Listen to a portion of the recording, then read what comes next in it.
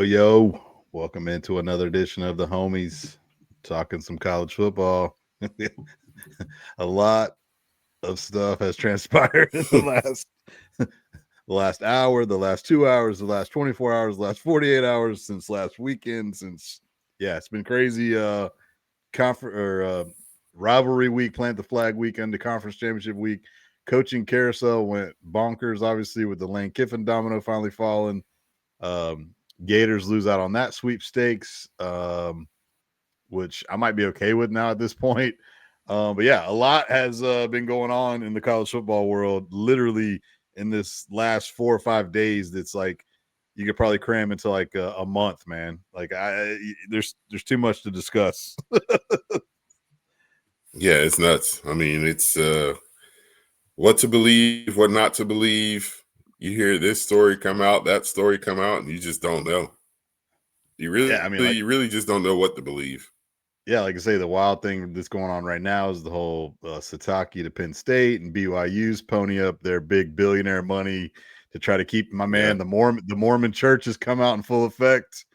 That's kind of crazy thing. The story about the Jimmy Sexton basically saying Penn State F you for firing Franklin. I'm gonna make sure it's a living hell for you to hire your next coach. And right, well, like I say, on top of, I don't know if you saw the news. I heard about this the other day, so I wasn't completely shocked by it. But the number one quarterback in the country, the number one considered player in the nation in 2026, quarterback Jared Curtis, was originally committed to them Georgia Bulldogs. Finally pulled the old decommit and committed to the old one and only Vanderbilt Commodores, by the way, not Alabama or Ohio State or Florida or Miami. Dog went from Georgia to Vandy, baby. The next Pavia. I don't know. Diego Pavia and Vanderbilt's finally open up the coffers. They got money. Vandy's got money. They just don't want to spend it on football or anything. Vandy definitely has some. They got some high powered donors there too. They got money. Yeah. So Clark Lee might be the guy to finally get him. I mean, like I say, Vanderbilt, a 10-2 team, on the bubble college football playoff type team, Pavia to New York for the Heisman type team, so do we have to give out the Heisman this year? I know. Can we just skip a year? This would be the year, dude. Like I can't believe they're going to give the award to Julian Sayin.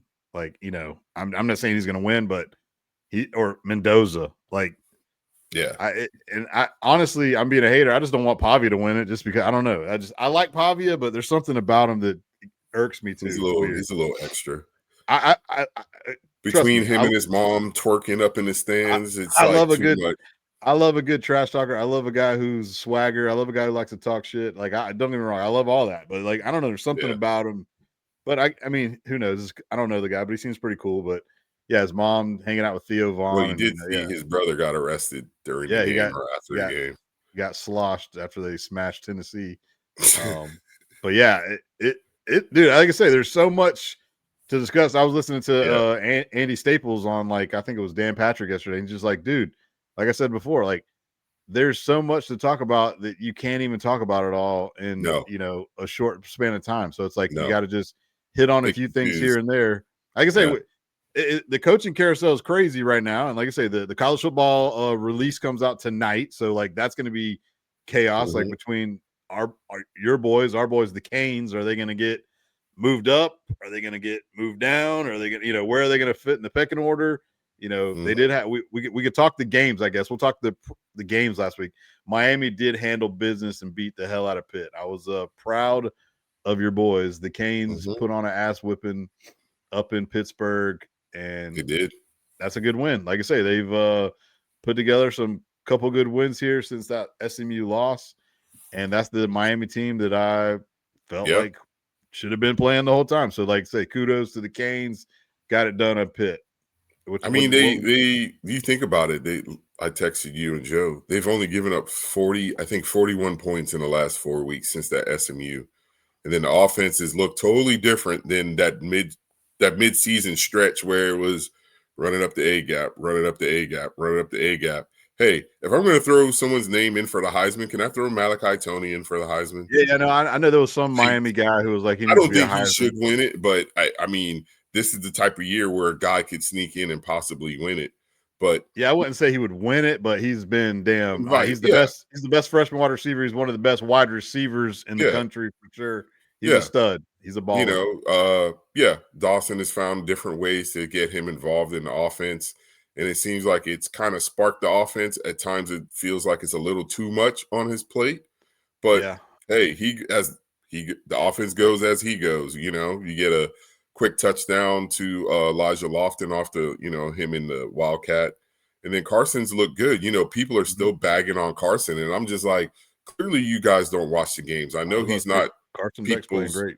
He's people's not. He's not the favorite for a lot of people. Due to the interceptions at Georgia, him being a little cocky, the whole girlfriend situation, and on and on and on. And it's like, in that offense, we just need you to be efficient, and that's what he's being right now. Carson is efficient. He's going to lead. I think he leads the ACC in pass efficiency.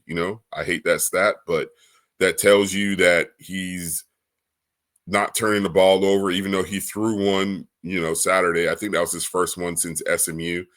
And, the one thing they got to figure out is getting the run game going. But you figured out the passing game and you sacrificed the run game a little bit. We know they could run the football. The defense was lights out. We're still missing a couple guys on the defensive side to injuries, but it didn't show this past week. And if you're the Canes, what more could you have done since the SMU game, to show that, hey, we are that team that you guys thought we were to start the season. We're dominating our opponents. Everything. I'm so sick and tired of talking about, are the Canes in, are they out? Obviously, they should be. If Notre Dame's in, the Canes should be in. And it's just hilarious to me how people are diminishing head to head. They're like, that was back in August. And it's like, it doesn't matter. Crazy. It is pretty crazy. Played in the calendar year and it's head to head should supersede any other metric. Like, why play the games? I'm on board with a lot of people that are saying, like, well, if head to head doesn't matter, why are we playing these big games? Just schedule. If you're buying me, just schedule BCC, FAMU. No, that's where the huge argument that we'll get into here in a little bit, probably, that I want to touch upon with you is, if you're setting that precedent to where you don't want to have a Miami Notre Dame to start week one to that appetite of games that we had that week, then Texas is kicking themselves for going to Ohio State. Playing Ohio State. You know what I'm saying? Like, and we'll hop back to that, but that's exactly what we're saying. If Texas wanted to play Rice, they'd be 10-2 right now. So, and like I said, we'll have this conversation in a little bit when we start talking playoff spots, but this is my question for you. For the Canes, like you say, running the ball now needs to get back in the forefront of being balanced and all that good stuff. So Gerald Pringle's the guy now as your back, huh? Is Brown okay? What's like, they're just going all three? Because Pringle's getting the majority of the totes in the last 5 games. Like, if you go look at stat wise, he's getting double-digit carries. Well, Fletcher missed 2 or 3 games. He was hurt. Okay. I think he had an injury. And then Brown, I think, got a little dinged up. And I think the odd man out has been Jordan Lyle for the most part. Right. He did miss the beginning of the year. He was a little dinged up, so don't really know that situation with Jordan Lyle. And, to start the season, Pringle did get some, mop-up duty. And the biggest thing of why they didn't have him on the field at the beginning of the season was he just wasn't doing the blitz pickup. His pass protection wasn't good, and they say he worked on it, and now he's getting his opportunity. I think they're 4 deep. They could go 4. Marty Brown scored a touchdown at the end of the game. Fletcher's in. I think I hate to say this, but it felt like they were using them sparingly, knowing that they possibly could win these games without those guys. But I expect if they make it to the playoffs, I expect those guys to have a bigger role in the offense, because it is a different offense when Pringle's in there, because he's a smaller, shifty guy. So they're not going to be able to run through between the tackles like they would with Brown or Fletcher or even Lyle. So I expect those guys to get back in the fold. Like I said, if they make the playoffs, they'll all be ready to go. The biggest injury I think is Keontae Scott. Will he come back? If he could come back, I think that makes the defense even better. Him and David Blay to have a bigger body in the middle. But I think Ahmad Moten and Justin Scott have been playing out of their minds the last couple of weeks. The two big defensive tackles. Well, like I say, the other part of that too is, we haven't talked about it a lot. We know what the defensive line can do. Yeah, Miami's defense is fully capable of being big, nasty, ferocious, and like I say, they've feasted obviously, on Virginia Tech, some of these lower body teams, but they did what they're supposed to do by smashing the hell out of them. That's what Pitt was a viable team that just beat the hell out of Georgia Tech, who just played Georgia to the max in their rivalry game, so did Pitt blow their load like I thought they did against Georgia Tech? Maybe so. But again, I think Miami is a top 15, a top 12. I mean, you open the game with a sack. You open a sack with first play of the game. Yeah. So I think once those guys are up and going, they're good. And like I say, just adding a Keontae Scott, a kind of the star position where you have him, Poser, and Jacoby Thomas in the back, where you could move those guys around and blitz from any angle. Damari Brown, the corner, missed some time. So it's like they're getting healthy at the right time. And I think they've hit everything they've needed to do since that SMU game to be in the playoff. Now it's on the committee to stick by whatever rules or whatever they're going by, because it seems like they're not going by them and they're just changing them on the fly, to be honest with you. Yeah, no, like I say, it's going to be, it'll be fascinating to see where, because again, there what's, even when Steve texts, and like we've been talking about with Joe and whoever, like this year, what's crazy is the fact that when you look at that from we'll just go from 8 or 9 down, there's some really good football teams in that from 8 to Vandy has an argument to be in. Oh, that's what I'm saying. That from 8 to 16, there's some really good teams in there where you're like, okay, you say, hey, they got this nice win, they lost on this game, they got a common opponent here, they got this, so it's it's definitely tough, and there's a log jam, and then you're not moving anybody around at the top because they're locked in a sense. But yeah, so it's going to be interesting to see where they lie, because like I say, I don't know how much more movement you're going to get, after this, because the biggest thing will be BYU and Texas Tech. So, what I don't think, if you were my honest opinion, I don't think they're getting in.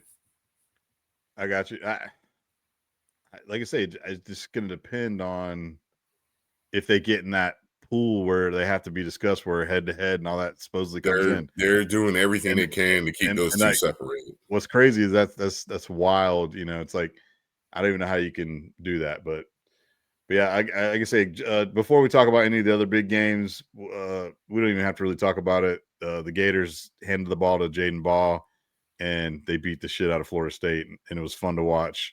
But it was a boring game in a sense. It was fun to watch the Gators run the hell all over FSU, and that was great that we knocked them out of bowl contention. That game was so terrible to watch. Well, the thing is, yeah, if you're the Florida State administration and you're just sitting there watching that, you got to be sitting there did we make the right decision? That's bruh. That's what I'm saying. If you're an FSU fan, you're like, dude, listening to Mike Norvell, how can you even get on board with even getting he sounds so pathetic now. It's sad. Did you see he said that he gave the season a C+? Yeah, that was not just him. Castellano said that was his best freaking game. Yeah, he's like, dude, just shut up. In his mind, they're still undefeated. Oh my God, dude! To think that team beat Alabama week 1 is wild. It is unfathomable. Again, that game, from the announcers calling the game to just the feel of the game, it felt blood.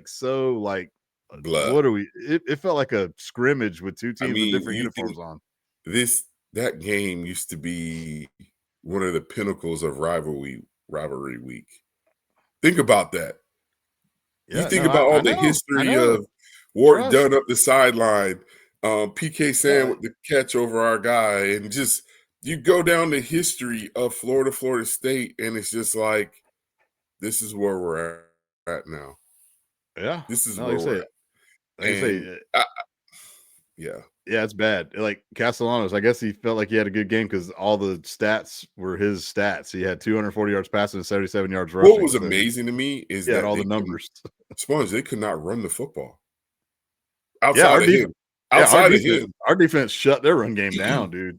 And then at one on point, the flip it was side, like 2 yards. On the flip side, it's like, dude, you guys are getting bludgeoned, man. Like, yeah. Jaden Ball had 38 carries, man. Yeah. 266, 7 yards a carry. Kudos. I felt Jaden like Ball. at the end, they were just like, we're just going to give it to him. Yeah. And he said, I'm not sliding him. I'm going to go score me another touchdown. Heck yeah. I mean, remember, he scored, it got called back, and then scored again. I'm getting in this thing. Let's go. Yeah. Like I say, again, as a Gator fan, it's always great to beat Florida State. Sure. I didn't into that week, I didn't think Florida State had a chance, to be honest with you. I thought Florida was going to win, even though the record doesn't show it. I just think the defense the Gators are not a 4-8 team. We've talked about it all year. They're not a 10-2 team. They're not a 9-3 team like we thought they'd be. They probably should be about 7-5, 8-4. They should have probably won about 7 or 8 games with this schedule. You know, they shouldn't have got their ass kicked at Kentucky, but by that time the coach is fired. You know, they had their one miraculous get up big win against Texas. You know, they played well against Georgia and Ole Miss. Great job. You know, but like, you know, you lose to South Florida week 2, the shit was over. You know what I'm saying? And like, you know, like I say, Billy needed to go. Like I say, should they have fired him last year? We might have had Lane Kiffin. And we'll just hop on that real quick before we go on to the games last week. You know, I wanted Lane Kiffin. I'm straight up. I'll be honest with you. We all talked about that. And I definitely from jump was like, the Summerall hire, I'm like a little bit, I was meh on because I knew that he was like in the mix to get it. So I'm thinking, again, this is me going back to my Florida roots of thinking Lane Kiffin's going to turn this offense around. We're going to at least have a high-flying scoring offense. We're going to look like Ole Miss. We're going to look like he did when he was at Bama. You know, and then, okay, we can't get Lane Kiffin. Well, who was my next guy? I wanted Lincoln. Like, can we get Lincoln Riley? You know, apparently they talked to Lincoln Riley. I guess Scott Strickland didn't want Lincoln Riley either, or some of the whoever. So now you're like, so now who's the next guy? I don't even know if they talked to Dillingham or not. I don't even know if Dillingham was even ready to leave or wanted to leave. I haven't heard any rumors. That's what I'm saying. So I think he's ASU lock, you know. So then it's like, okay, well, who is the next best offensive guy? And really nobody. It's all these G5 guys or question mark guys, or you're going out on a limb like Kentucky did, going to get a Will Stein from Oregon, you know. And so like all these hires in this cycle are going to be a question mark, and we're not going to know. It's all about fit, you know, because then it came down to, would you rather have Golish or would you rather have Summerall? Golish is a little bit more offensive minded. He's also coached in the SEC at Tennessee. Or would you rather have Summerall? And like I say, so now it comes down to, okay, we know the whole thing of like, if you're a defensive minded coach, you definitely got to hire a high flying, big time offensive coordinator. You need to hire a good defensive coordinator, all that good stuff. So as they would say, all these coaches are winning their press conferences because everybody's loving what they're saying. You know, the one big thing that I will say that I do like about the guy is he gives me at least an attitude and some enthusiasm, you know, to where you can like rally behind him as a fan to, instead of listening to Billy get up there and talk about the process and all shucks, Billy. You know, Sunbelt Billy, man, what a guy. But like, at least Summerall gives me some energy. I think he obviously in a sense gets it as well. I mean, he played in the SEC, coached in the SEC, coached at Kentucky, coached at Ole Miss. He took over a Troy program and was successful. He's taken over Tulane after Willie Fritz got them, you know, high powered, you know, 4 straight conference championship weekends for those guys at Troy 2 years in a row, Tulane at 2 years in a row. He's on the precipice of winning this game against North Texas Friday to have them in the college football playoff this year. Hell, his whole entire team transferred on him last year. Like he talked about that in the presser. You know, hopefully, you know, being at Florida, guys aren't going to want to leave. They're not going to get poached like at Tulane where, you know, LSU's coming to get my guys, Duke's coming to get my quarterback, you know. So I'm good with the hire right now because it's just a wait and see process of like, okay, well, who's the next best guy? Who do you want? You know, so like I even mentioned like, okay, well, damn, maybe we should just got James Franklin. But then part of me is like, you know what you're getting with James Franklin. Yes, he's going to stabilize the program. Yes, he's going to win some games. But is he going to do what he did at Penn State and not win the big game? You're going to bet on James Franklin beating Kirby? You're going to bet on James Franklin beating Lane at LSU now? And so I would say no to that. So give me something new. Let's try it out. I even was questionable and skeptical about the GM hire with Dave Caldwell, but then I sat back from 30,000 feet and was like, okay, it's not like he's drafting players. This is so he's going to do like contract NIL talks. He's going to he's not picking the roster. That's still going to be the coach. He's bringing Summerall's bringing his own GM as well. Exactly. So he's going to be like an assistant GM to Caldwell. Caldwell's basically going to be the guy, the numbers guy, the negotiation guy, the roster money guy, and I think that's good. I think that's good to have. And plus, yeah, he might not have been successful drafting guys here in Jacksonville, but he's been with Howie up in Philly, so he's learning from him. He's been endorsed by him, so I'm good with that too because it's a different kind of structure, the NFL to college. So I'm good with it now. Let's get rolling. Let's get behind him, like you said. Half a Gator Nation still kind of, meh on it, but how do you feel about it? What do you think as an outsider looking in? Do you like the Summerall hire? Do you think do you think he was, because here's the other thing too. I said, if we weren't going to get him, Auburn or Ole Miss wanted him. So like I told you last week, we suck now. The Gators, we don't think we're not as good as what we think we are. So if this guy's good enough to go to Auburn, or this guy's good enough to go to Ole Miss, who have been, perennial powerhouse blue blood type programs, then hell, I'm glad we got him. So I guess what's your take on the whole saga? I'll give the whole view. Yeah, I'll circle back. I'll circle back to we'll keep it short. Because I do want to circle back to the end of the Lane thing, or I'll just say it real quick. In a sense, I've heard people say dodge the bullet.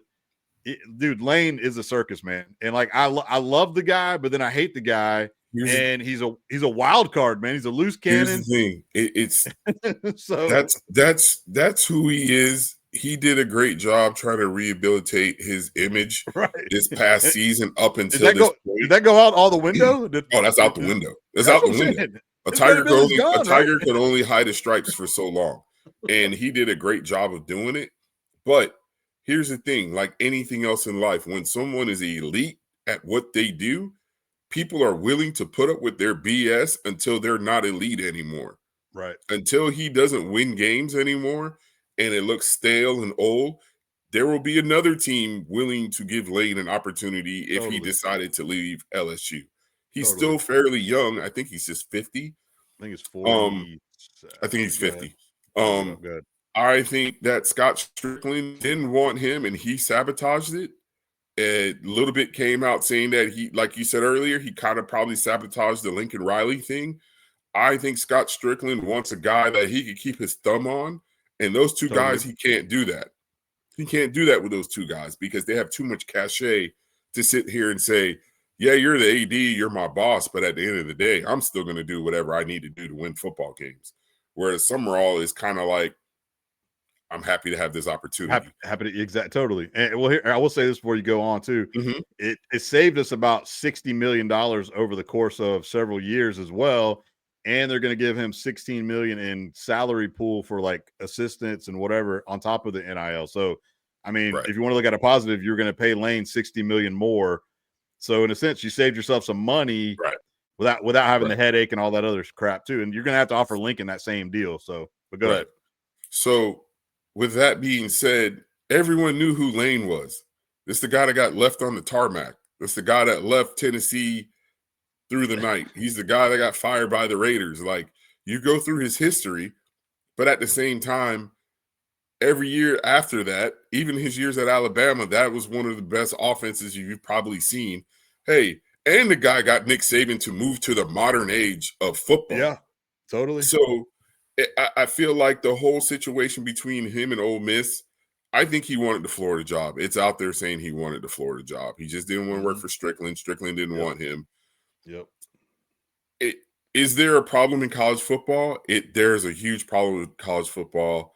It's annoying now. If you're Lane, I can't blame Lane for going to LSU. If the numbers are true, outside of his contract with the NIL type money, how can you not leave and be able to have a war chest like that? And you're going to get better athletes at LSU than Ole Miss. I think he did a hell of a job at Ole Miss. It just the schedule, the calendar is it. All parties are right. All parties are right. I don't blame the AD for saying you can't coach this team anymore because you might be coaching some of our players. Like he could sit there and say out loud, "I'm not allowed to poach anyone." Blah blah blah blah blah, and give Trinidad a wink. And then Trinidad's like, "Well, I went to LSU on my own, on my own or whatever." I don't think Trinidad has any more eligibility. So no, but I was just using him as an example. Yeah, Austin Simmons or whoever. Yeah. So anyone can go. I mean, I'm sure he was already doing that anyways. And it is what it is. It's like like I was telling the guys at work yesterday. If any company comes to you, your job. If another organization, I'm not going to put out there where you work, but if another organization comes and says, Andrew Sponge Franklin, we're going to double your salary, but we need you to be here tomorrow. Yeah. And you're sitting there like, man, the right thing to do is to put in a 2 weeks notice, blah, blah, blah, blah, blah. But if they're doubling and tripling my salary, I got to take that. I got to take it.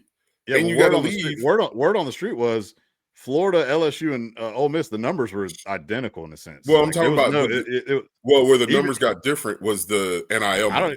I don't even know. I don't think it was that much difference in all of them either. I think they said LSU is 25 million plus. Yeah, that's what I'm saying. But I think the Gators were offering just as much. Yeah. Again, I know what you're saying. Ultimately, what it boils down to, in a sense, though, it's like, where do you want to be? Yeah, exactly. And LSU, LSU in Florida is a better job than Ole Miss. Like it is what it is. Like again, and then you can split hairs on, is LSU a better job than Florida? Like that we've talked about that. We hashed it out. Ultimately, the reason why LSU is a better job is because guess what? I don't want to work for the guy at Florida. So that's a part. That's a part of other things too. Like you can say too, that company comes to you and you be like, man, I know that guy is an asshole of a boss.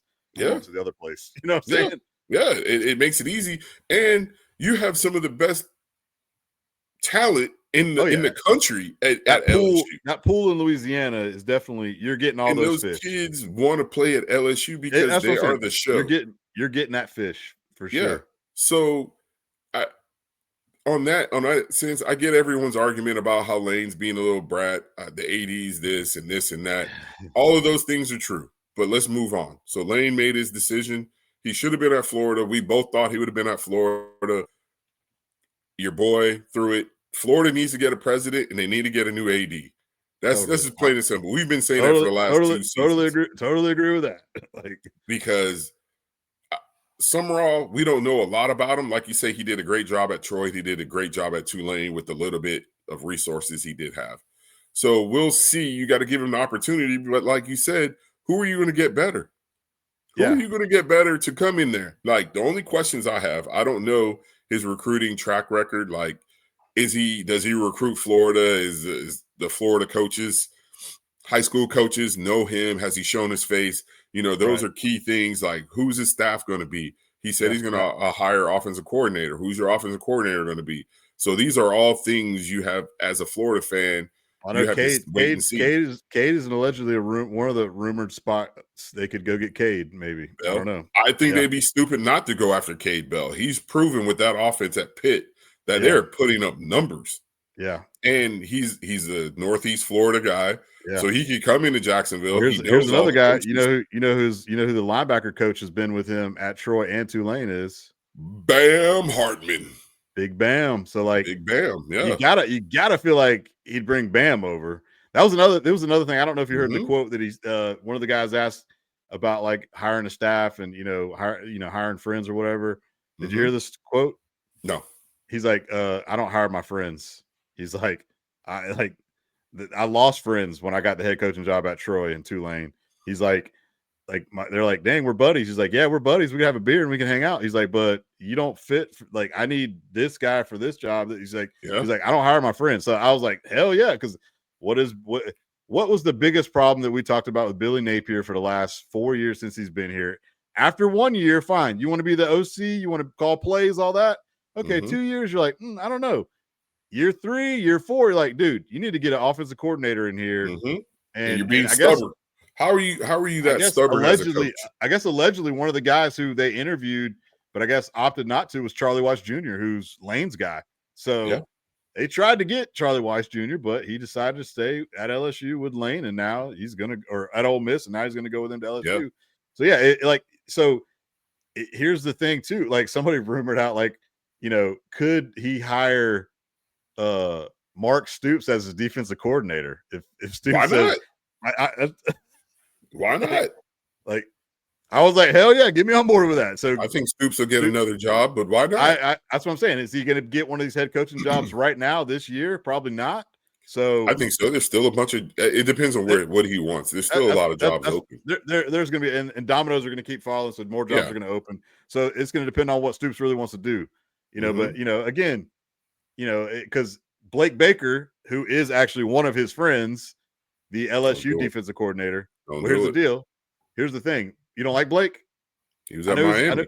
I know he's with the Canes, but you don't like Blake? Mm-mm. Man, I think he's changed when he got to Missouri and LSU. But anyways, he's probably going to get the Tulane job, according to what I'm hearing now. So not Coach O. I know Coach O interviewed for the Tulane job. Mm-hmm. Really? Mm-hmm. I know they were talking about Lane bringing him on as like the defensive line coach. But anyway, Coach O wants to get back in coaching. So yeah. So like I say, that would be, but interview. That don't mean he's getting the job. So totally, it's Louisiana, so he would be totally. Like I say, the big deal is Summerall needs to hire 2 good coordinators, and like I say, then win over. Like he needs to win over the roster, which was a good sign that Miles Graham was in there yesterday. DJ was in there. VB3, Dallas Wilson, all those guys were at. It doesn't mean anything, but like what it's going to boil down to is how much you paying me, and I'm going to come play. I'll stay. Yeah, but it's also you got to hire guys that are familiar with your territory, guys that are. I think that's kind of what killed Brian Kelly between him not knowing the Southeast recruiting, totally. And the good thing is Summerall's he played in the SEC. He's been in the Southeast. So exactly, and he's like, what ties does he? He's like, I'm excited that I get to go into this pool now and swim. To where it's like, I'm trying to get guys at Tulane in the big pond. Yeah. So the other big thing too is just like, this whole calendar that we're talking about is tomorrow's signing day. Mm-hmm. And for the most part, we only lost one guy so far, a running back who's kind of been flirting, taking a lot of visits, a running back from Georgia. He's decommitted yesterday. At the moment, it doesn't mean anything until pen to paper to me. Right. Exactly. And even then, that doesn't even matter. That's what I'm saying. So right now, technically, they're the 13th ranked class, which I'll take that right now. Anytime you get a transition year and you have a top 15 type class, give me that all day, because it's going to come down to is getting the good players on your current team, those young guys, all those young guys who played a lot on that defense, like I just said, all those guys on offense. And then you bring in your class, and then you pick and choose your portal stuff, and you go from there. And so if he's able to keep this roster intact and you add in some key portal players, I think this team can compete again next year. Now, do I think they're going to go to the playoff? No, but they should be about where I thought they would be this year. Win 8 games, man. Be competitive. Also, the biggest thing is DJ has to get healthy. DJ Lagway. He has to get healthy, and he needs spring practice. He can't miss. Like, what's crazy is you can see the good. He looks so good. He has got the Trevor Lawrence experience going on. Yeah. He can throw some of the best balls ever and then throw some of the worst balls ever. Well, that was my argument before the season started, is like a young quarterback missing the amount of time he's missed. This isn't high school. Practice. Totally. Yeah, it's one thing when you have a 10-year vet. Like Tom Brady could miss training camp and probably miss the first 3 games and then come in and still look like Tom Brady. He's going to be a little rusty the first game or two, but he'll pick it up. But a guy like that, even Carson, I wasn't worried about Carson. I was just worried about him getting familiar with his guys, like when he missed time. But when a guy like DJ, that last year was kind of a disaster it was a disaster last year. He got in, he got hurt. He tried to play through the injury in the bowl game against Tulane. It looked bad. They waited too long to have the shoulder surgery. He missed spring. He missed part of the training camp. So it's like he has to get like whatever surgery he needs to get done. They need to say, you need to get that done ASAP. He should already had it done. Like the season's over. Go take care of whatever you need to take care of. That's the next step. I need to see what's going on. Let's get it. Let's get healthy. We need you in this playbook, not standing there getting mental reps. We need you to get reps. Because like you said, him and Arch, as the season progressed, there were times where they looked better. And I felt like people were just rushing them too much. Like, give them time. They're both young quarterbacks. They need the game reps. Like at that position, defensive coordinators could throw stuff at you. You can sit there and watch film all you want, but until you see it on the field, it really doesn't matter. It's like me being an offensive tackle. I could line up against a guy and be like, oh, I've seen all your moves. But until you get the speed of him coming off the edge, you really don't know. I mean, you look at a guy like Myles Garrett. You can look at Myles Garrett all you want and be like, oh, this is the move. You can know all his moves. But if you don't know the speed of him coming off that edge or stepping out and then stepping in, you really don't get it. And I think that's for most positions on the football field is like you got to get those game reps, or even practice reps. No, totally. Like I said, you got to have live action going before you step into a real game. I mean, practice, for sure.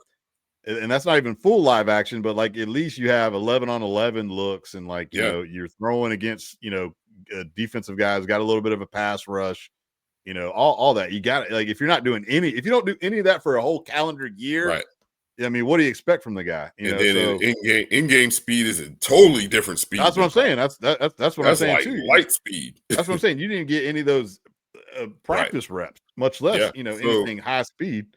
Yep. So if you're Florida, I could say you got to support the guy until the first game and hope that as he hires people, that he hires the right people and brings in great recruiting coordinators. Because like one of the things Golish did going to Auburn, he took DVD with him. What if DeMarcus Van Dyke, a great recruiter? You got to get those guys. Like if I'm Summerall, I'm hitting up a Keywan Ratliff. I'm hitting up a Gerard Ross. What's funny is I'm just saying I asked Rat when the whole Lane thing was going on. He's like, man, I kind of like my freedom now, Sponge. I was like, hey, it's different. I was like, I feel you, dog. That boy outside. It's different when you're working. Like, I mean, because I hear the stories of working for Mario, and people are like, man, this is next level. I hate this, but I got to do it if this is what I want to do. Until I'm in position to say, I can make my own hours, but I think that's for every coach. But, it's good on Florida. They made a decision. They got the guy they wanted. Allegedly, he has to hire. They got to be on board with him. Now, if Scott Strickland, if that's your guy, you got to give him everything he needs and wants. Now, team out west, I don't know what they're doing out there. I get they gave Mike another opportunity. I still think the Florida State job is a good job just because of the prestige and everything. It's not a top 5 job, but it's still a great job in a winnable conference. How do you not make the move? I don't know. I don't understand it. I don't understand why you would even say that the week before the Florida game. Did you hear Spurrier yesterday? Oh, Steve's always taking shots. I didn't hear that part. Spurrier get like I played it for Haiti last night, and she was just like, "Oh, Steve, the head ball coach, and he's still dropping them, man." Yeah, he does like a little podcast with Pat Dooley in Gainesville. Yeah, and he's like, "Yeah, well, Florida State, I guess they just I don't know what they got going on over there. They don't have enough money to fire their coach over there, so they're just gonna run it back with him. Run it back. Oh, like damn, spur dog. Hey, he's telling the truth, man. I guess that was the other big thing too yesterday. Like, think about this: you had not only Spurrier there, who gave an endorsement for Urban was there. Summerall. Urban was there, and apparently Danny Warfel was kind of like heavily involved in the coaching process too. So, 3 Gator legends, basically saying, "Hey, this guy, we like this guy." Well, I think they're frustrated. I think they're frustrated from the last 5, 6, 7 years of what's going on down in Gainesville. Like, they probably liked your boy at UNLV. I can't think of his name. Mullen. But you got to recruit for one. Yeah. 2, I think Mullen would probably, if they would have rehired Mullen, I think he'd be fine in the NIL era to where he could just be like, here's your bag. Either you come or you don't. I think the problem with Mullen too is I feel like he would flirt too much with maybe going to the NFL, because I definitely think he's got to resurge his career. So like he's got to take one more step after UNLV. I know me, you, and Joe were talking about like, if Heupel was to allegedly take a Penn State job, would like Tennessee hire Mullen or I don't know. So it's like I feel like he's gonna have to go somewhere else in a sense, or like I said, he could just maybe take an NFL job. That's the other thing too. Going with Lane, like. I could see Lane in 2 or 3 years being like, you know what, screw this. I want to go, because apparently what I've heard too is if the Tampa Bay Bucks job came open, he would be out of there because Monty and all that. I was about to say who wouldn't expect that? To be honest, that's what I'm saying. That's what I'm saying. So like LSU, enjoy them while you have them. Here's the thing: what is the expectation? They better be playoff bound, right? That's their expectation. They better be in playoffs next year, right? LSU. You seen that schedule? I know. Here's the good thing. I say 2 years. Have you seen the Gator schedule next year? God, it's still tough, but just looking at the last 2 seasons, I'm like, oh man, we might be able to win some games here. Don't have to play Miami. Like we don't have to play the Canes. We don't have to play LSU. The rotation. The rotation is a little different. I think we pick up South Carolina and we play Vandy. I mean, no, Vandy's really good, but no Pavia, so, I mean, they're obviously, who knows, Jared Curtis, this new freshman, might be the guy. I don't know. So, but I mean, we're playing South Carolina, who's kind of, what's going on up there as well. Yeah, no, that's what I'm saying. So, clearly he saved his job for one more year. Yeah. Like, all right, well, we'll segue over to a couple of the other big games last week before we hop into these championship games. The biggest game was Texas, man. Texas beating the undefeated Texas A&M Aggies. Like you said before, as the season's gone on, Arch has really stepped up his game and playing well. He's throwing the ball really well. Wisner's really run the ball. Like those receivers are really good. We obviously knew Texas's defense was really good. I was going to say, as much as I want to give Arch in the passing game credit, it was the run game. Once they figured out that he could get on those edges. Yeah, once they were running the football and they were setting those edges and they were creating lanes for Wisner, that changed the whole game. They were able to run the football. That new offensive line that was getting critiqued heavily in that first game against Ohio State, which one of the better defenses in the country.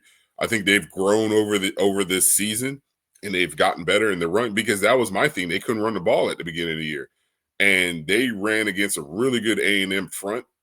And that's what changed the game to me, was the run game, because it was like, what, 10-3 at the half, I think it was, or 7-3 at the half. 10-3 at the half. I'm looking right at it. It's 10-3 at the half. And then I think Sark went in there and changed some things up, and they were able to run the football. And once they did that, they were able to dominate the rest of the game. Yeah, Arch had that big run in the third or fourth quarter where he ripped off that long touchdown run that helped kind of get up in a good of a cushion lead.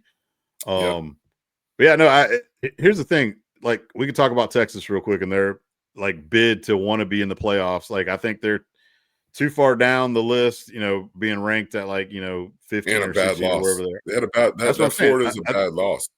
That's what I'm saying. That's where that is brutal of a loss. You can't. That's kind of like Ole Miss last year, Kentucky loss. Yes, they had a respectable blowout loss. I mean, they got blown out by Georgia, a couple of weeks ago. But then they went on the road to play the number 1 team in the country on their schedule, so like that docked them to their third loss. So like that ultimately, 3 losses is going to be. They didn't look good. They didn't look good. A lot of they wanted. They barely beat Kentucky. They had an overtime win against Vandy. Well, no, they were up big against Vandy. Vandy came back. That was a big win. That's a nice top 15 win. Mississippi State game, they beat OU, which was a really big win.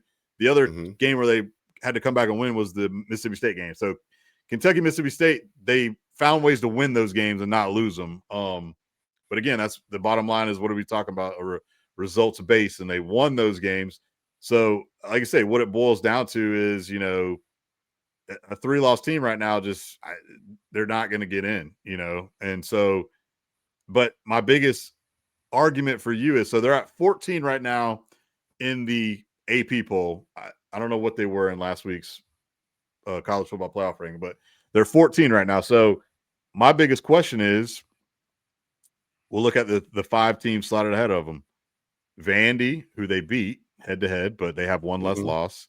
The Canes, you guys, BYU, who's 11-1, Alabama, who's 10-2, Oklahoma, who's 10-2, and Notre Dame, who's 10-2. So they got head to heads over Oklahoma and Vandy, but they have one more loss. And then the BYU's the wild card. I think BYU's going to lose Texas Tech, and they're going to play themselves out of this mix anyways. So it's like that's where it's like, man, it kind of goes to the Notre Dame. It goes to the Notre Dame Miami argument. So here's what I would say. I don't think Vandy's getting in either, but here's one for you. Like, should Texas get in over Oklahoma? I think if their record was the same, yes. You have that third loss. I agree. So this kind of what some of those arguments we were making last year, that we were making last year for a 3 versus a 2-loss team, or a one more team who has a one more loss. And like, this is where, again, this is what goes back to Miami playing Notre Dame, and where Oklahoma went and played, who'd they play out of conference? They played Illinois State. They went and played Michigan. Kudos to that. But that's not Ohio State this year. They played Temple and Kent State. Texas, they didn't play anybody outside of conference out of that Ohio State game. So if they would have played a Duck team, 4 Ducks. Another one. I mean, they played Ohio State and didn't win it. If they had another one, like a good quality win, and I think putting Florida and Notre Dame on the schedule, I get it. Florida wasn't as good as they should be or were, but at least you put a quality opponent on your schedule. Well, I mean, they had to play the Gators. That was just on the rotational. So it was more so of the out-of-conference games. Like Oklahoma played Illinois State, Michigan, Temple, and Kent State. That was their out-of-conference. Texas' out-of-conference was Ohio State. I think it was like Sam Houston State. Let me look it up. It wasn't good either. UTEP, yeah, and San Jose State. Yeah. So the biggest thing is there, if they would have played a more winnable game, like if they would have played Purdue instead of Ohio State, they'd be 10-2. They're in, and they'd be. That's what I'm saying. So like that's where it's like, I don't know. You're basically docking a team for a loss by going on the road or going to play the number 1 team in the country. So I got one for you. I got a question for you. And here's the thing. I don't know what the right answer is here either. But it's like, we want these teams to play these games. No. So I mean, I guess if you're comparable to saying, okay, well, we went and played Michigan, you went and played Ohio State. Ohio State's clearly better than Michigan this year. We watched. How about this? I thought about this. Okay. Get rid of conference championships. No, you can keep a conference champion. Just get rid of conference championship game. How about this? There are 4 power conferences, right? Allegedly, in a group of 5. Every conference have their top 4, do a top 4 style playoff. 1 versus 4, 2 versus 3, and then the winners of those 2 games play each other for the conference championship. And then we move into the playoffs with the overall number 1 getting a bye. So then you can slot in the group of 5, do their little 4, whatever, if they want to do it. All right. So who would those games this weekend be? Ohio State. It would be Ohio State versus probably Oregon, and Indiana versus, I guess, Michigan, or whoever the third best team. I don't know who the top 4 are. I was about to say, because that's what I'm saying. You got the number 1 and number 2 are both from the Big Ten. No, throw that out. Throw rankings out. I got you. Every conference has their mini playoffs to get in the big playoffs. I know, but how do you tell who's the number? How do you tell who's number 1? And then when they're done with their conference, then we re-rank who's the number 1 seed. But what I'm saying is, how do you tell who's the number 1 team in the Big Ten? Both teams are undefeated. However, they're measurable. Whatever their measurable is. So does it matter? State, There'll be 1 and 2. I guess it would matter for home field. Figure out whatever metric you need to figure out who is the number 1 team in the Big Ten. And then just say the SEC, your top 4 teams play against each other. Well, like I say, this is kind of the play-in model that they're trying to do if the 16 is expanded. What they're doing, what they want to do with that, which I really like, I'm totally for this, is the number 1 and 2 teams in the conference automatically are in the playoff. So, like, for example, let me get it down. So Ohio State and Indiana wouldn't even play. They're in the playoff already, which is what Duke would be in the playoff.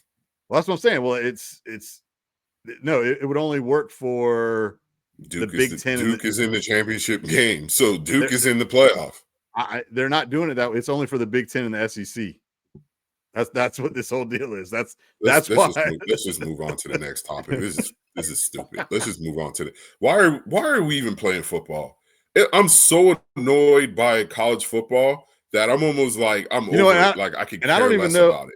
I don't even know actually if it is like that. I'm so annoyed about the Big Ten SEC BS because you're telling me that you're better than the ACC and the Big 12. Kentucky just got dog walked by ACC school. Yeah, your so-called number 1 team got out of Atlanta by a touchdown against Georgia Tech, who's allegedly not good. And you go down the list and you keep telling me that you are the best conference, which I argue they're top to bottom, probably the best conference, but they're not head and shoulders above everyone else. Stop telling me your 5th team could go in and win this and win that. Do it on the damn field. Yeah. South Carolina just got beat by Clemson, who's had a terrible year. Yeah. I agree. Like I say, I don't know if necessarily you're better. Yeah, I don't know if it's necessarily those 2 leagues, and then it's because that's the only comparable I could do because most of those teams rivalries play against each other. Yeah, no. What I'm saying is they what they're talking about is, and here's the thing. I know it's been talked about with the SEC and the Big Ten. So I don't know if outside of Indiana and Ohio State, who's the 3rd best team? Oregon's the 3rd. I guess you would say Oregon. Has Oregon looked great this year? Yeah, no, I mean, again, it's where at one point Michigan was.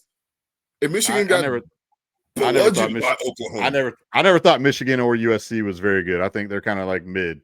I think Oregon's a good team. I think Oregon's a really good team. They belong in the top 10. But like again, it's like I say, it's apples and oranges. Like the Big Ten is always about 3 good teams. Penn State has been removed from the right. Chat. Well, my argument is always like we don't know year to year. It's easy to tell me that Penn State's good and Penn State isn't good. Right. Every year is just different. It was like 3-4 years ago. It's definitely transforming even more now because more teams are available, like a BYU or a Texas Tech or Arizona State from last year. It was like 3-4 years ago when I thought the Pac-12 was the best conference. Right. And they were when Caleb was still at USC and all of that, and Oregon was still there. I thought they were head and shoulders the best conference, like top to bottom, in my opinion. Yep. And that Washington team that went to the national title. And I get it. If I'm the Big Ten commissioner, or if I'm the SEC commissioner, I'm standing on the pulpit screaming for my league as well. But what kills me is when ESPN is in bed with the SEC and 100%. Fox is in bed with Fox. I mean, with the Big Ten. Yep. And that skews everything. And then you're telling me that Miami isn't good because they played Notre Dame in week 1. Yep. Or Georgia Tech is going to get blown out by Georgia. Like, those are the narratives they push. We don't know. That's why once again, why are we playing the football games? Yeah. No, I agree with all those things you just said. Methodical. We do the paper methodical stuff when it comes to, are the 2001 Miami Hurricanes better than the 2019 LSU team? Right. Can we throw in the 2011 Alabama team in that mix? That's the only time where we hypothetical should come in. But when we're talking about a current season and what happened on the field or what's going on the field, stop telling me that, oh, if this team played this team again, they'll be better. Or if this team played this, like, well, either it happened or it didn't. Here's wild. Like, what if we were back in the olden days? Oh, the BCS days. Well, basically, you would have Ohio State playing Indiana, right, for a spot to go. They only got one spot, right? And then Georgia's got to play in the SEC championship game versus Alabama this week, right? Yeah. Meanwhile, Oregon's sitting right there at the 4 spot. Basically doesn't even have to play this weekend, right? If Bama, who's way down here at 10, they're not going to climb all the way to 2. So let's just say Bama upset Georgia again. Oregon would just slide up into the national title and be Ohio State. I was just about to say, what if Ohio State beat Indiana? Then the argument is going to be like, Indiana only has one loss. How's Oregon leapfrogging them by not playing in the championship game and they lost to Indiana? Right, that's what I'm saying. That's what I'm saying. That's why at least we're where we are now. At least I still think college football is starting to become one of the dumbest sports out there because we overcomplicate things, and the adults in the room don't want to fix it. That's what it is. Well, I heard this the other day too. Listening to Andy Staples, Andy Staples is good when it comes to like knowing all the. He apparently said they've offered up a way to fix the calendar. I don't remember exactly what he said. I have to go find it. But he's like, the coaches don't want it. He's like, they don't want it. He's like, but then they bitch and cry. They bitch and cry about the calendar. He's like, they offered it up to where everything could be done, and like, you know, the portal window would be here. This would be there. Like they've offered it up. Like the problem is they want to. I guess you would have to have your roster would have to be set basically by January. Which is like, what's wrong with that? Like, you know, we might have to make some movement in the spring and summer, you know, but like too effing bad. So like, again, the adults in the room don't want to sponge. That's all what it is. I know. Well, they're part of the adults in the room. I was about to say it's coaches who are crying about that on top of admin, ADs, you know, presidents and all that stuff. Again, it's all about big money stuff, and the Big Ten and the SEC are making the most. You know, talk about the rev sharing with those TV contracts and all that. And like, yeah, you look at where, like we talked about, like they were talking about how Florida State, you talk about you're not firing your coach. You're way behind the 8 ball when it comes to this whole rev sharing and like what you can make from the ACC and like how far behind they are. And people don't even understand that. I don't even get it, but like they're going to be in deep shit. And like, especially that article where they're like majorly in debt. Like they bought the stadium, you know, all this. Like Florida State is in a world of hurt right now that I don't think a lot of people really realize. And you're stuck with this guy who's an apologist right now who can't win a game, who hasn't won a road game in like 780 days or some crazy number. But I think the problem is in Tallahassee is I think he's living like he's behind the 8 ball and living in the transfer portal. He thinks he could fix it that way.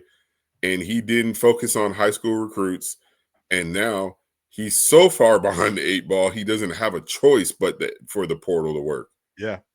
Now, but no, if he keeps before you go on, go ahead. Stick on Florida State real quick. Yeah. If he could keep Malzahn and Tommy comes back and they throw a couple more pieces, I think they'll be fine offensively.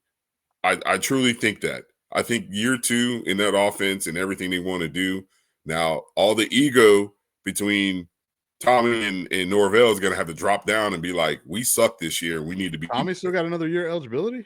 I think I saw that he was considering coming back one more year. I think that was the other thing too, is like, does Florida State want to move on from him? That's the problem. Are you going to keep moving on? Keep moving on to who? I mean, he's a senior. He'd have to apply for a red shirt. I don't know. How, yeah. They asked the question. He got asked the question. Yeah, I don't even know how you would even say that. You're a senior, dude. You're gone, bro. Like I know. I don't know if he redshirted at UCF or not. I don't know. I'm clearly looking at. He could have a COVID year. Who knows? Guys are still having COVID years out there. I think that shit's finally over. But I don't. Yeah, but no. Yeah, Florida State. Again, that's the number one problem. I think they had one quarterback in Jordan Travis, and that's it. Right. Continuity is huge in football, and it's just not there when you think about across the landscape and what coaches could fix those little holes that you're missing in time for the season. You know, like we talked about Ohio State's defense. They did a great job losing your defensive coordinator and losing a ton of guys, plus the schedule helped, and replacing them, you know, and it's so that's going to be the next thing. Like you said with Summerall, can we keep all our guys, bring our system in, make our system simple to where these guys can pick it up on the fly and we're on the ground running at times next fall rolls around. All right, so here you go. Let me do the hypothetical 16 team advancement with their mini playoff style SEC championship, Big Ten championship weekend thing. Mm-hmm. The 1 and 2 would get the bye, right? So we'll just use this year as an example. Alabama, Georgia, they're in the playoff. So then what they would do is they would slot 3, 4, 5, and 6.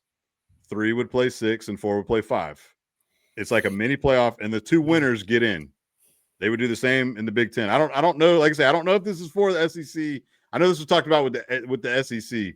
So that means you would have this would be championship playoff weekend right here. So the games this weekend would be Ole Miss would play Oklahoma, and Texas A&M would play again, and then the 2 winners would get in, and that's your basically 4 teams are in from the SEC. Alabama, Georgia.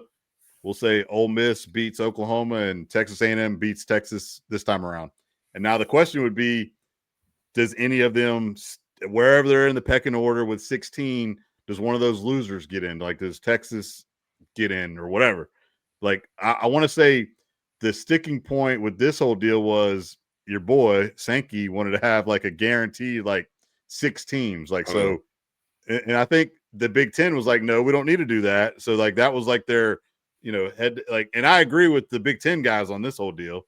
So, but again, this is just talks of if they expand, how you basically would try to make some more intrigue to this weekend. Because like I say, I don't think there's any more intrigue because people are over the whole SEC ESPN partnership. I think people are over it because it's always going to be skewed in the SEC's favor. Well, even with that though, here's the thing. In a sense, these are meaningless games this weekend. Ohio State and Indiana don't mean shit. I'm not even talking about this weekend. I'm talking about the overall trying to get more SEC teams in the playoff. No, I know. At that point, how about this, Sankey? Go have your own damn playoff then. Yeah, no, for sure. Go. Just have a SEC style Royal Rumble. People will watch. Go have it and have fun with it. Well, like I said, that ultimately, we're just treating like all other conferences like you guys don't exist. And I get it. Some of the conferences are bad. Like the Big 12 is probably not as good as it was last year. But at the same time, like, how about we do this? If there's need for 12, only 12, we have 12. If it's a year like this year, we could expand it to 14. Let's just not keep throwing teams in there just because we need teams. Well, here's the deal, and this is what makes it interesting this year. For example, for the SEC, there's 7 teams who are 10-2 or 11-1. You know what I'm saying? So like that's where I'm not saying all 7 should get in, but like that's where all those teams are ranked in the top 14. And we just said it before, and that's not even counting. That is counting Texas. So like, but Texas and Vandy aren't going to make the playoff this year. You know what I'm saying? And like that's where it would make for, are these the best teams not getting in the playoff? And now and this is talking about with 16 teams. I'm not talking about this season for example, but that's the problem with this year is there's 7 viable teams from the SEC that could be in the playoff. And, but again, that's just, you don't think all 7 of those teams are viable to be in the playoff? This all started because ADs are idiots. And if they would have never got rid of what the Big 12 was and what the Pac-12 was, right, we would be fine. The super conferences. You're exactly right. Because because guess what? Oklahoma and Texas would be 9-2, 10-2, whatever, 10-2, and they'd be in there with, the TCU or the Texas with Tech. the Big 12, exactly. But like, I know. But we're sitting here and you're arguing, not to say you, but we're arguing for the SEC, and we're talking about the team that just lost to Texas, whose schedule was a bottom feeder schedule. Yeah, they played the bottom half of the SEC. I liked how Texas A&M was playing this year. Yeah. But UTSA, Utah State, they beat Notre Dame by 1. You beat a bad Auburn team. You beat a bad Mississippi State team who at times look good. You beat a bad Florida team, a bad Arkansas team, a bad LSU team, a Missouri team that, a bad South Carolina team, Stanford, and you lost to Texas. And here I am supposed to reward you, even though they're going to be rewarded for to get one more opportunity to win in the playoff. Yeah, I know. I guess this is the whole hard part about it. That's the problem. There's too many teams in the conferences, and the schedules are imbalanced. So we truly don't know what these teams look like. I don't disagree. So like I say, I don't know how to fix this problem. Like I say, because Well, there's one way to fix the problem, so but you're the saying ADs Texas won't A&M, agree you're with. saying Texas A&M shouldn't be in the playoff? Like, I know you're not saying that, but I mean, I'm it's not just like, saying that, but I I'm just know saying, you're not like, saying that. I know. That's what I'm saying. I mean, we're throwing more teams in there with bad schedules like that. No, I know. You know how to fix the problem? That will never happen. Get rid of conferences and have regions, and just do it that way. Yeah, like high school style. Like, they'll never do that. No, they won't do that. No, they won't do that ever. Like I say, that I like, because here's the thing. I know me and Chris have talked about it. You know, you and Joe and like all of us. Like it's ridiculous. That, prime example, the ACC, your conference. We literally were waiting down to the final hours this past weekend of a game to figure out who was going to the ACC title from a team from Texas playing at a team in California in the Atlantic Coast Conference.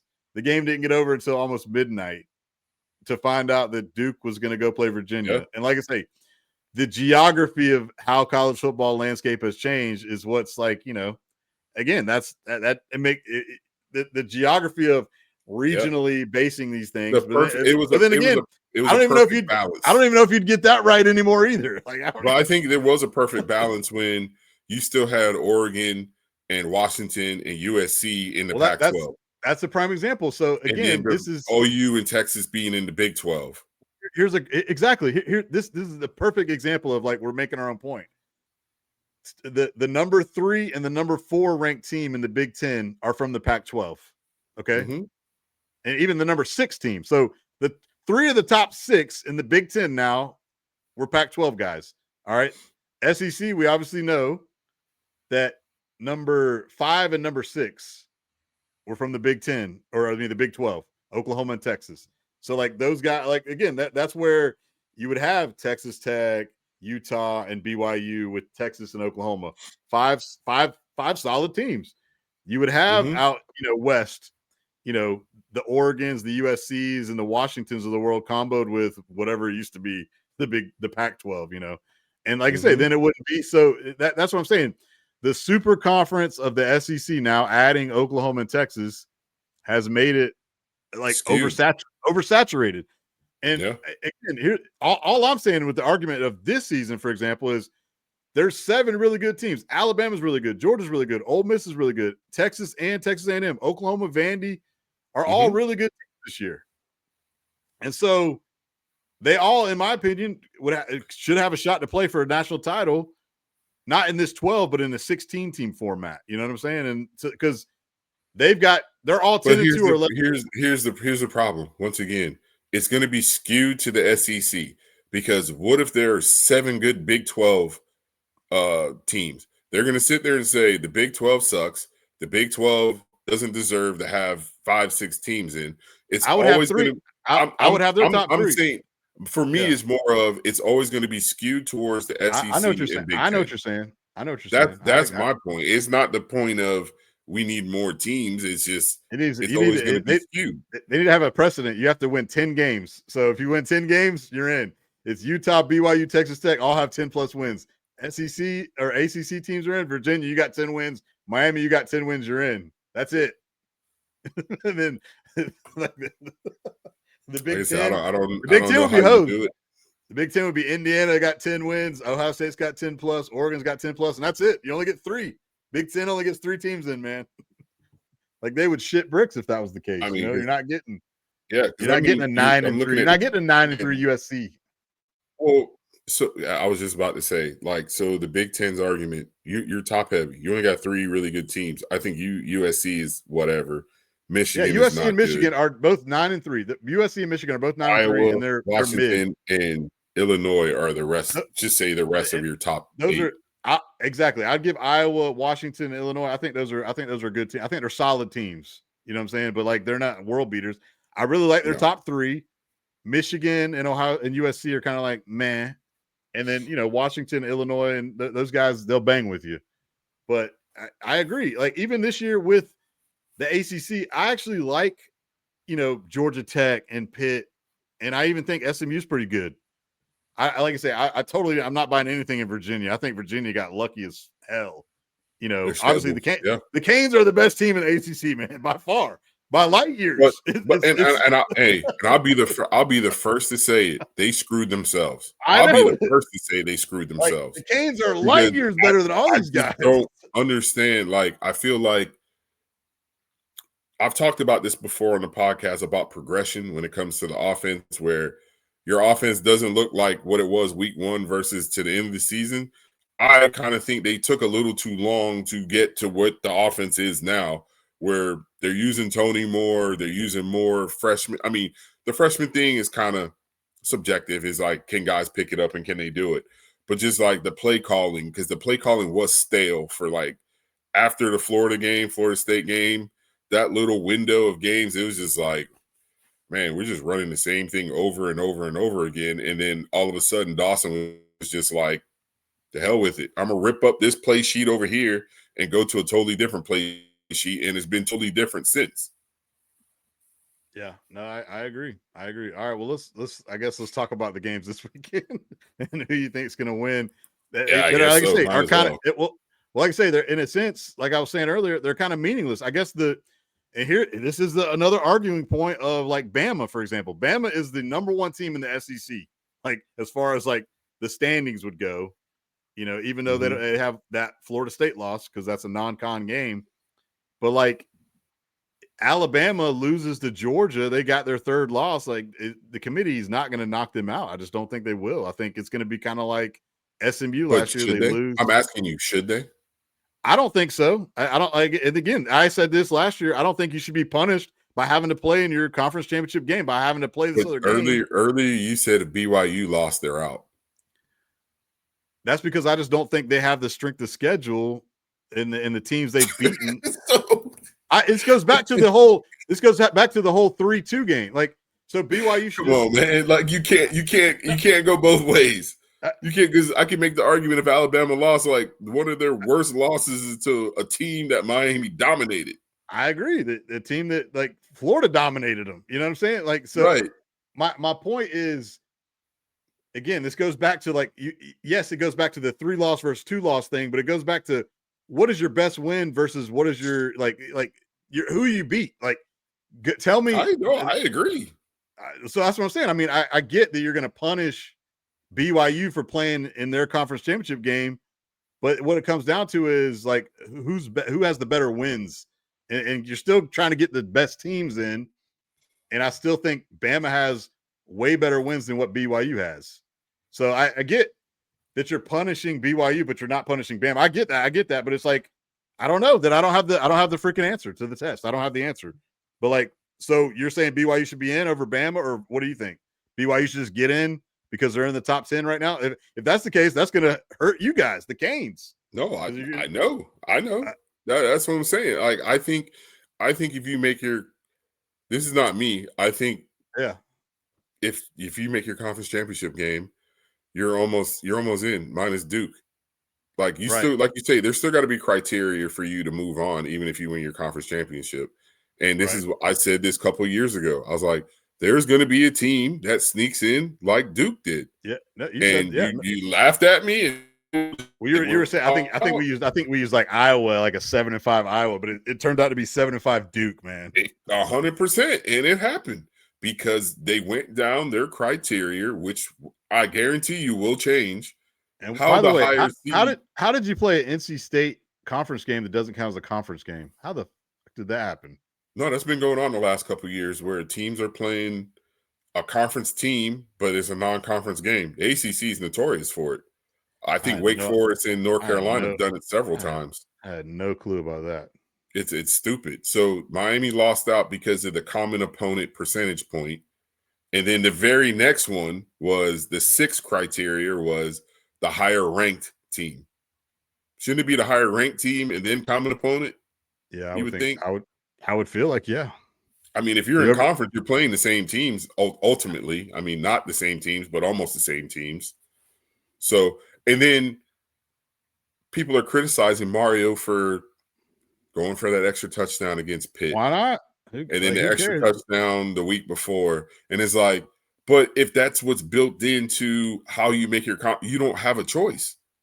Yeah. It's kind of like college basketball where, yeah, you have that quad win, but they also be like, well, You beat the dog piss out of UConn by like 15 points. So the Gators should get an extra point for that. So that's kind of where we're at. I think BYU's in. I think they're going to get dog walked by Texas Tech. I just think Texas Tech's roster is legit. I think they're really good. I just don't see Brockenmeyer or whatever the quarterback's name for BYU being able to run all over the place because that's pretty much all they've done this season. I like Texas Tech against BYU at that noon game on Saturday. Yeah, I do too. And like I say, so that again, so this is what would happen. BYU would then lose a game and they would be 11-2. You know what I'm saying? So yeah, they'll probably be going on the road. So you think they're getting in? I think they're in. All right, so here's we'll just run down this real quick. Their best win versus any ranked team would be the Utah win, and that's it. I agree. I'm just saying. So I just think they're going to reward them for making their championship game. So that should be probably be part of the criteria. Only because you make it to your championship game doesn't mean you're automatically in. Right. So again, now if you go to Bama, they've got to get a win against the top 5 Georgia, then they would lose to them hypothetically. Mm-hmm. But then they have wins over Vandy, Missouri, and Tennessee, who were all ranked wins at the time. You know what I'm saying? So like their resume definitely, even with a third loss by that Florida State game earlier in the year, would be brutal. But I still feel like Bama is better than BYU. Again, we could argue that, whatever. But so now the interesting part is it. So you think BYU is in even if they lose Saturday? Like I said, that's going to be. That's not what I want. I'm just thinking. I'm just saying what I think the committee's going to do. That's what I'm saying. That's what you're thinking is what I'm saying. I get it. Yeah, I think BYU's in. That's why I think Miami was out. They needed UCF. They needed UCF to win that game, and they needed Auburn to beat Alabama. Like they needed one of those two, preferably both. They needed one of those two, and they needed Virginia Tech to beat Virginia. See, technically, right now, like I say, BYU in the AP is one spot ahead of Miami. I feel like if they lose, y'all will bump up past them. We'll see. I hope so, but we'll see. No, I definitely think y'all will. It's just kind of like how they do in the rankings. I mean, that's how they would do it, even if you lose. Like I say, I think where Bama is at like 10, they would probably stay in there at 10. They probably wouldn't even move them. Well, I think Bama's going to win the game anyway. You think Bama? Okay, so there you go. So we could talk about that one. So you think Bama? Really? I don't know. I think Georgia's been playing good ball. What makes you think Georgia or Bama's going to win? I think part of me is I just don't believe in that Georgia offense still. I think they're good. They're a little inconsistent. There needs to be a Ryan Williams sighting this week. He needs to get off the side of the milk carton. I don't know what happened to him this year. I don't know if that was I don't know if they just benched him or if he was hurt. I don't know why he wasn't in the game. Yeah. He just wasn't in the game. Yeah. I mean, I wouldn't be surprised if Georgia won, but I think Bama's ready to go, and I think they're going to win. I don't see. I think Georgia's going to win because I was all over the what the hell is this spread? Being at like 5.5 against Auburn, dude. Auburn played a hell of a game, dude. I watched all of that game. They were flying. Why the hell didn't they start Ashton Daniels to start the season, man? Like, I'm like. We were talking about Deuce Knight. Like, Ashton Daniels looked good. Like, I don't know why they were doing Jackson Arnold. Like a bad pick away from possibly tying that game because they were moving the ball. Yeah, Cam Coleman fumbled there late in the game. Well, that's what I meant. Yeah, the fumble. He did throw a bad pick in the game, and then the fumble. That was pretty ballsy move on DeBoer too, going for it on 4th and 2. It's just like I say, Bama. Ty Simpson, he was getting harassed big time. He stepped up and played good when he needed to. Again, they actually were able to run the ball a little bit finally, but I think Jam got hurt too. So I don't know what his prognosis is going into this game, but yeah, Isaiah Horton was the only guy catching balls, 3 big touchdowns. But yeah, even Bernard wasn't even a factor. He had 3 catches for 24. So it's like they didn't really they only threw it for 122, man. Like Auburn's D was playing ball. Yeah, they're playing lights out. I feel like Georgia's been playing ball on defense too. Yeah, I know, like you said, Georgia's been a little inconsistent on offense, but in my opinion, they've been really playing. Like I say, I don't know what it is with Tech. They just didn't play well against Georgia Tech, and that's 2 years in a row. But I don't know. I feel like Georgia's going to get them. I think Georgia Tech's a good team. They're just an odd team that people aren't used to. They are watching. It kind of reminds you of like how Army teams Navy played style. back, back in the day. We're going to run the football. We're going to run the football. We're going to play great defense. Our quarterback's pretty good. We try to put him in great situations. He's not going to turn the ball over and whatnot. And I just think them not having enough offense is what kills them compared to the last year where they were just scoring up. They were just that game was crazy.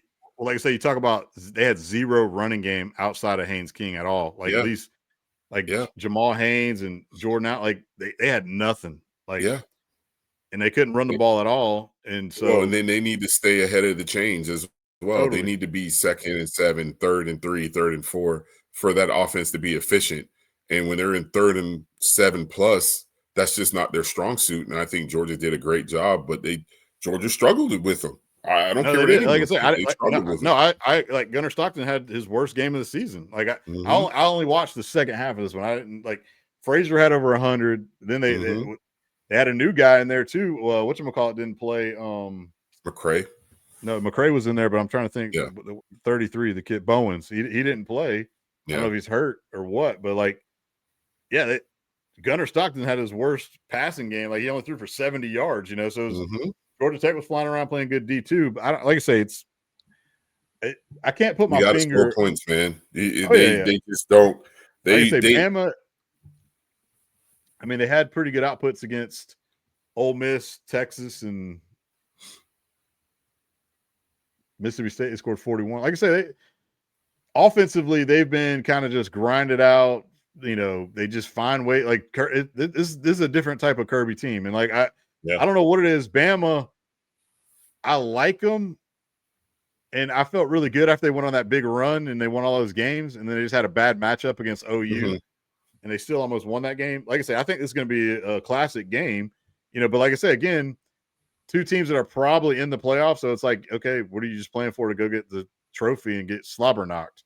Kind of like the Big Ten game. It's like, really, what is the point of this one? Just to except put a banner up and a trophy, So, I mean, it's almost like, I feel like it's a quasi, do you rest your starters type game, but I don't know who you like. You like the Buckeyes to continue on?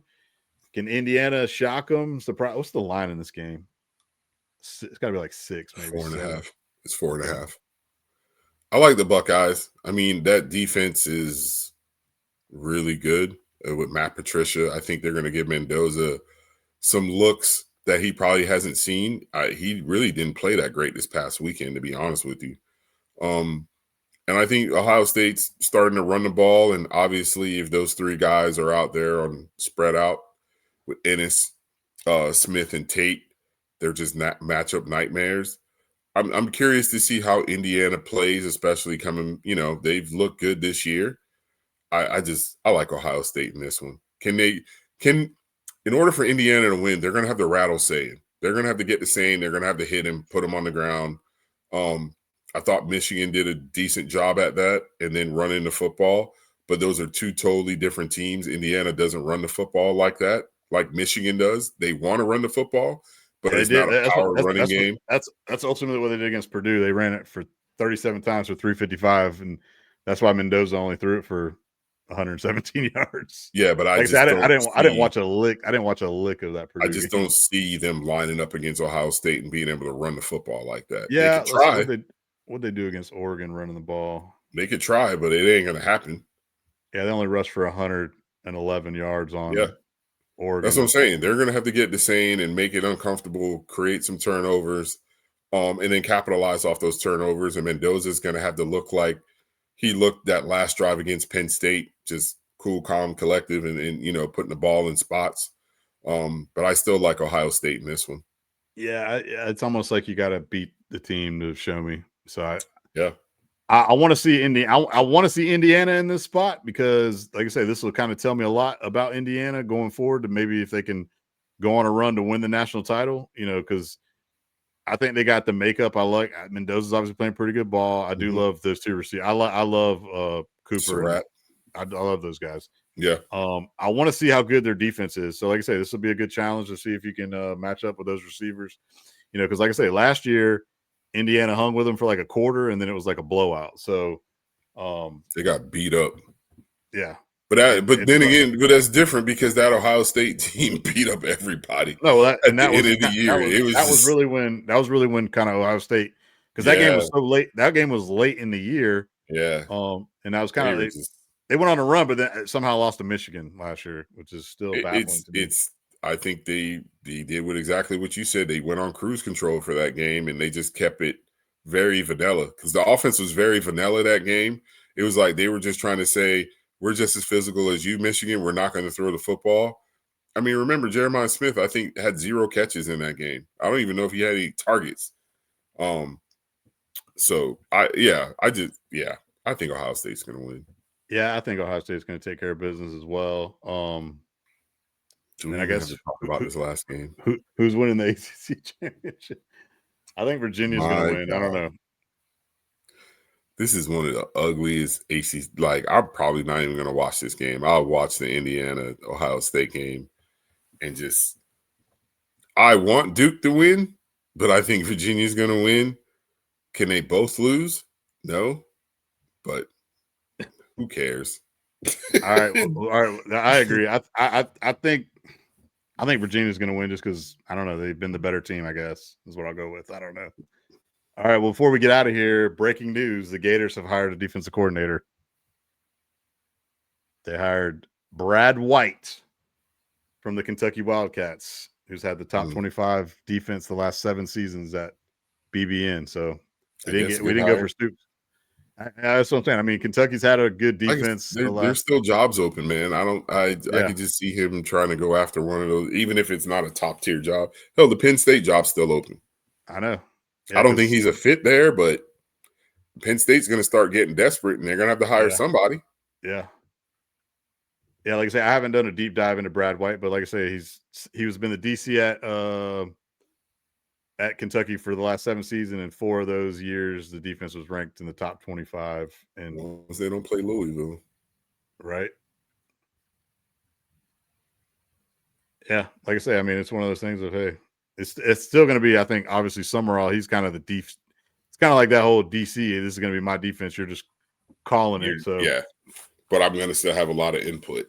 More so, I need to see who's going to hire at OC. That's the big one. So yeah, I know Cade's name was brought up. There's a couple other names that were brought up. So we'll see. I don't understand why you wouldn't. Like, I would throw a little bag at Cade, and I think he's proven himself at all his stops to be a good offensive coordinator. And once again, yeah, he's a young and up-and-comer. He's a young and up-and-comer who's going to be one of these names in like 2 to 3 years where he might get like the Tulane job or something like that. And he can recruit Florida. And like I said, a lot of the people in Florida know him, and they'll know that if you're a quarterback and wide receiver, they're going to throw the football around. They're going to try to put up points. I mean, the one thing Narduzzi has changed since Cade's been there is they put up points. Before Cade got there, they were more of a ground and pound, 20, 25 points, and then we'll play great defense. And since Cade's been at Pittsburgh, he's kind of let them open it up and put the ball up in the air. Yeah, I was trying to find where Pitt ranks offensively. I don't even know. Whatever. It's on one of those like numbers websites, but yeah. All right, well, I guess we will find out tonight who's going to be in the top 12 of the playoffs and who's going to be in and out. Possible where you can have a Miami slide in. Maybe they get to the argument of the head-to-head versus Notre Dame. We shall see. Because, like I say, I feel like these conference matchups aren't really going to do anything to fluctuate that. The biggest one would be, you got to have Texas Tech beat BYU. You don't need BYU to upset them. Because then I think BYU would be in. Texas Tech wouldn't fall out. But I think BYU's on that line that they're like one spot ahead of you guys where, in a sense, it's like, okay, yeah, they have the same amount of losses. Yes, we're punishing them for playing in the game, playing the extra game. But who has the better quality wins, yada, yada, yada. And then that's where the Canes can maybe sneak their way in. So you better be a Texas Tech fan on Saturday at noon. I think Texas Tech going to break the doors on them. I don't think BYU is that good. Yeah, I don't either. I think they're good. Sorry, they're good. But I don't think they're good enough to beat Texas. I want to see how good Texas Tech really is. You know, they pretty much dominated, but they had that weird loss to ASU, which is kind of a bad loss, or they'd be undefeated right now too. So I'd love to see Pitt. Pitt has 35.1 points per game, which would make them number one in the ACC points per game. Okay. And passing yards, just on the conference, they're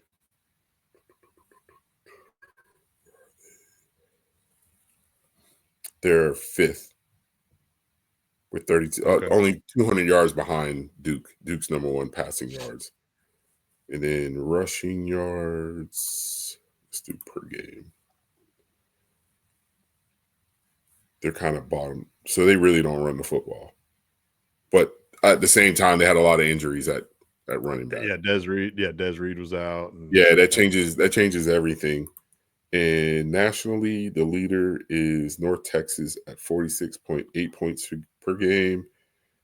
So they're 10 points behind North Texas, and Indiana's second with 44.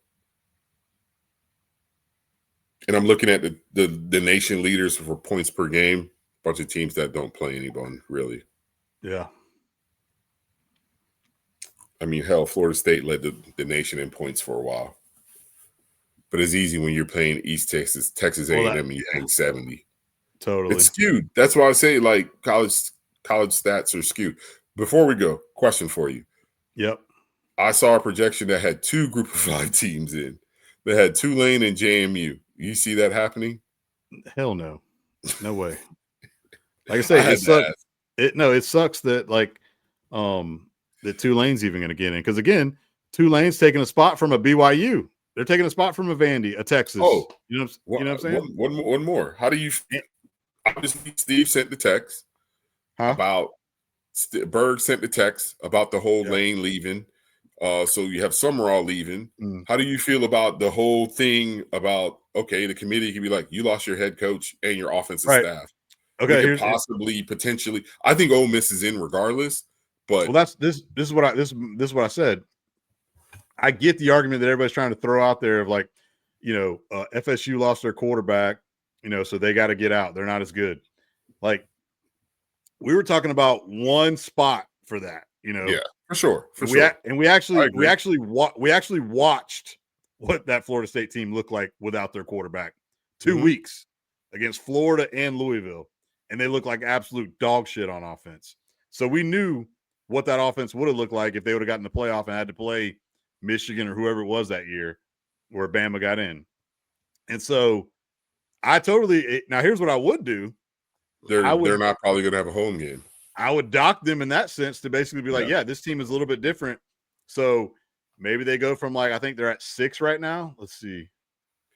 So, but yeah, I wouldn't. You're not gonna drop them from 6 to 13. So if you're saying that if you're the AD, how do you feel potentially losing millions of dollars because you're not hosting a round 1 game?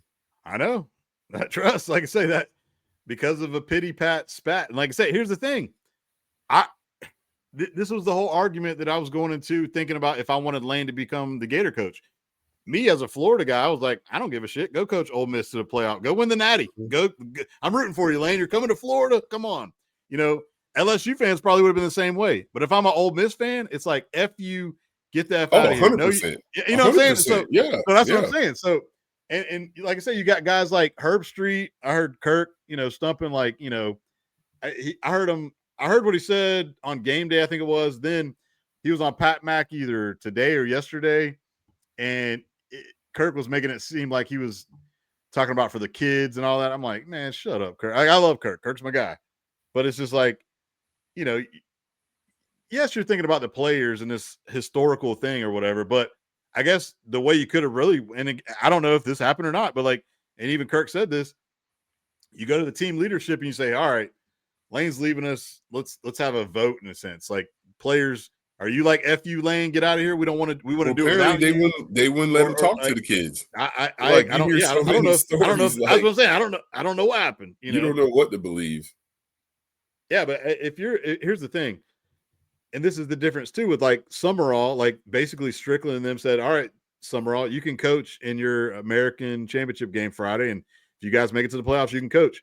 That's different from a guy going from a G5 Tulane to Florida versus you're going from Ole Miss to LSU. You're going to the ho's house to the housewife's house right down the street, and you be like, nah, ho, you can't go to the ho's house. You ain't coaching with that. Dude, that whole situation. I want a divorce. Get the F out of here and go to your trick. Yeah. Go to your side piece. The whole thing. Again, I even said this on Gators Breakdown with Dave. Well, once again, we know who Lane Kiffin is. Exactly. Why is everyone so surprised? Like when we were talking about the whole thing with basically this, I called it a Duke, man. I called it a love triangle with Florida, Ole Miss, and LSU, and it's like it feels like everybody's cheating on each other. You got a side piece over here, and it was broadcast in front of everybody. And I think a lot of the key words that a lot of people use were it felt dirty, and like it still feels dirty, and we're out. So LSU, is it more power to you? But I feel like that's just where we're at in college football, whether it's private, public, because how they couldn't wait to bury BK's name after he got fired or wasn't fired and then fired, or what is he fired today? I mean, yeah, he was fired. Saying one of the then he wasn't fired. They were like, Ole Miss, you could fix this, Ole Miss. Go hire BK. Yeah. But I'm even saying, like, all the people that come out and talk about how much of a scumbag he was, is like, but you weren't saying that when he had the job. Now the only people saying it was the guy, the kid that I forgot what happened to him and his dad, that were saying that BK hadn't reached out to him since he got hurt and he couldn't play football anymore. But no one else is saying it. As soon as BK was allegedly fired or relieved of his duties, then you see all these stories coming out about how much of a scumbag he is, and this, and it's like, I just think that's where we're at. I mean, I guess Billy's not going to get that treatment. I think people are just happy he's gone. But like I say, we all knew he was probably just a good guy. It just wasn't. He was in over his head ultimately at Florida. But I'm still sure you're going to hear stories come out about how stubborn he was, and he didn't want to do this and didn't want to do that. And I just think that's just where we're at. And then once again, the messiest coach of all messiest coaches went through the situation, but yet everyone's surprised that the situation got messy. That is hilarious to me. It's Lane Kiffin. I think a lot of people knew, just to remember he got fired on the tarmac, and then he said, kind of skewed it. I wasn't. Well, here's the other thing too. Have you seen the Lanestein files coming out? Yes. Like I said, we haven't even talked about that, but that's for another day, another story. My man loves yoga. He loves the hot yoga. He still loves Snapchat. Like dog yoga, is in the streets. Dog is in the streets. And then, speaking of dogs, that wasn't his dog. Yeah, bro. That's a whole other thing too, man. Like, dude, like I did not know that. I did not know that. Like, my God, this man's literally tweeting out. He's literally tweeting out on Saturday, talking about, the SEC championship game had the Ole Miss logo and the Georgia logo. Like, if they were going to play, if Auburn got the upset, they was going to put Ole Miss in the SEC game, asking if dogs are allowed in this game, dude. Like, literally, just to find out that this dog is not even his dog. R.I.P. Juice Kiffin. Oh man, he's changing his name. They're changing his name legally. Like, Lane is just a walking just reality TV show, and I think he's been the last couple of years, because I mean, even the stories out of Boca. My man was like, Blue Martini or wherever he was, and just chilling with co-eds, getting sauced up, and then he found yoga. I guess yoga is his new drug, and it just, yeah. He better be careful in Baton Rouge. Yeah, here you go. Peter Burns, my 4-year expectation for LSU with Lane: 3 CFB berths, 1 natty. Anything less would be a sizable disappointment. Well, Peter Burns is I know. Peter Burns eats worms, as they say on the morning show. Yeah, he's a little extra. Yeah. I mean, he's an LSU guy, though. I get he it. is. He's he's an LSU guy. He's an LSU guy. Like, if I could say the same thing. If he came to Florida, 3 college football playoff berths and a natty. That's what I expect, Mm-hmm. So, yeah. So, it is what it is. It is what it is. But, all right, dog. Crazy. Like I say, it's going to get crazier because I'm interested to see if Satake – I'm going to see if Satake is going to go to Penn State, or is he going to go stay at BYU? What's going on with that? I don't know, man. Yeah. It's wild and crazy. College football is a forever world as the world turns. It's a 365 reality show. It's a reality show, man. It's number 2 behind the NFL. I don't care what anyone says. We're in a reality show, man. We're in the reality show. So, all right, until next time, buddy. Y'all like and subscribe to the video, and we'll holler at your boys. Give us some shouts, and if we'll see what the Canes are going to do, man. Good luck to you. That's all I'll say. I don't think they're in. I don't think they're in. So it's time to bear down and NFL time. The number 1 team in the NFC. Hey. I got a feeling they won't finish the season that way, but I'm going to enjoy this moment. I was about to say, kind of like the Jags are 8. The Jags are 8-4. They're one of the top teams in the AFC. Big game against the Colts this weekend. Might as well. Yeah, huge game against the Colts. Yeah, it's gonna be. The city's kind of lit. The city's kind of lit. It's hyped up. Like they're Time for you to bring out that Freddie T, that Prowler Freddie T jersey. Yeah. Are y'all gonna start doing y'all segments again? I don't even know. Like that was just a short-lived playoff thing, that we did with Bruce. I don't know. Who knows? It was cool. I think people enjoyed that. Yeah. I mean, I have to talk to Bruce. I mean, I know you don't make decisions on that. Well, Jamal's been busting. He's been doing all the stuff. He actually I think he got nominated for something like best local sports guy in town or something like that. He's nominated for. Nice. Jamal's my dude. But yeah, maybe we'll be up there one day. Maybe so. All right, my brother, take it easy. Enjoy the games. And like I say, we'll see what happens with the CFP results tonight, and we'll see where we're at. We got Florida Dookie. This game was supposed to be my bucket list game, but the Gators suck tonight. We got that tonight too. So we'll see what the basketball team's not living up to expectations. Tickets might be a little cheaper now. They went down for sure, but I'm not driving to Durham, tonight. So all right, my brother, holla at your boy, and we will see you next week. Later.